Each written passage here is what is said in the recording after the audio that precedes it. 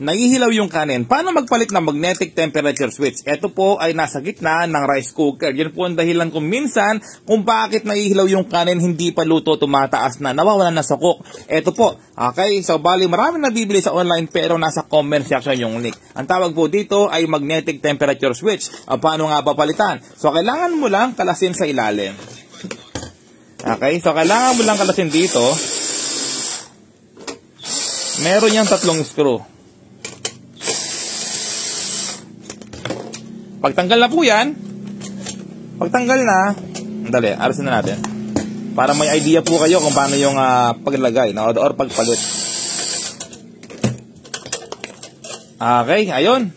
Tanggal na siya, no? So, madaling alisin po ito or madaling palitan. Bakit ba ang hirap tanggalin naman tong screw na to? Ay, lost thread pala. Ayan, no? So, unang gagawin po ninyo, kailangan nyong alusin nito. Kailangan nyo pong iulma ng U. Kasi may lock po yan. Kung mapapasin po ninyo, ay naka-flat po ito. Okay, so U natin, U. Okay, ayan po, U. Kapag nag-U na po na yan, iangat mo na siya. Okay, kailangan gamit ng long nose. Ilayin mo sa baba. Ayan po, tanggal na. Okay, so tanggal na, no? Hindi mo kailangan alisin yung housing na to kasi yung housing na to, yan po ay fit para sa lahat ng rice cooker. Okay? So, kailangan mo lang alisin yung nasa gitna. Hindi mo kailangan alisin yung buo na yan. Okay? Para hindi mo makahirapan. Hindi po sinasabi ng iba yan, no? Ayan, kailangan mong alisin yung 3 lock. Kapag tanggal na yan, mahuhulog na po yan. Ito lang po yung papalitan. Tsaka yung spring. Okay? Dahil may kalawang na po sa loob, hindi na siya accurate.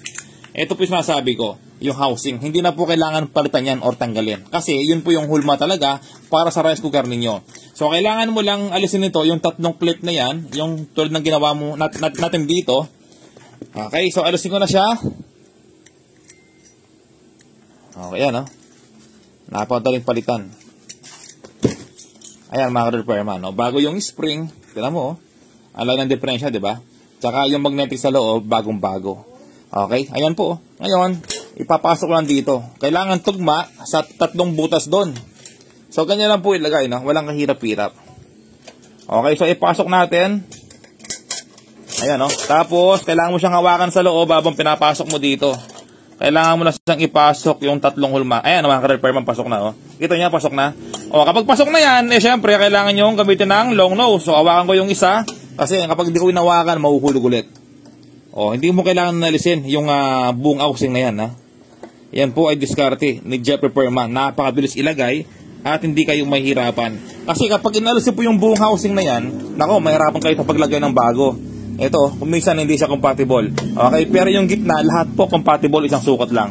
Ayan, tapos isang lock pa, hindi siya nakalock.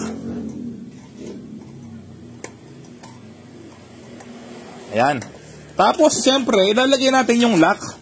Yung lock naman po, yung nasa gitna, di ba? Inalis po natin kanina, yung lock nasa gitna. Ito po, ito ang ilalagay natin. Okay? Agad na yan nakasi. Nakasi na po yan, no? Oh, pagpasok na po yan, ayan, kita niya, pasok na. Iano mo siya, diretso mo siya. Ayan, no? Ilapat mo siya. Ilapad. O, ayan, no? Ayan po. Ganyan lang kadali, mga ka-repairman. Ayan, no? Subukan natin.